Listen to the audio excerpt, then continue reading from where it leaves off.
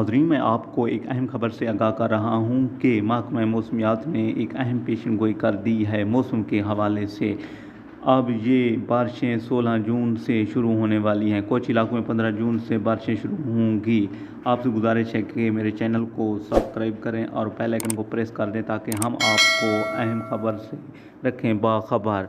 आगे बढ़ते हैं, इस मुख्तसर वीडियो में मुकम्मल तफसील आपको देते हैं। सबसे पहले हम आगाज़ करते हैं पंजाब और इस्लामाबाद से। इनका आगाज़ 16 से 21 जून के जुमेरात के दौरान ये बारिशें इस्लामाबाद, रावलपिंडी, मर्री, अटक, चकवाल, जहलम, मियांवाली, सरगोधा और हाफजाबाद में होंगी। इसी तरह आगे बढ़ते हैं, 20 से 17 जून को जुम्मा के दौरान ये शुरू होंगी मुल्तान, डेरा गाजी खान, राजनपुर, लिया, मुजफ्फरगढ़ और बहावलपुर।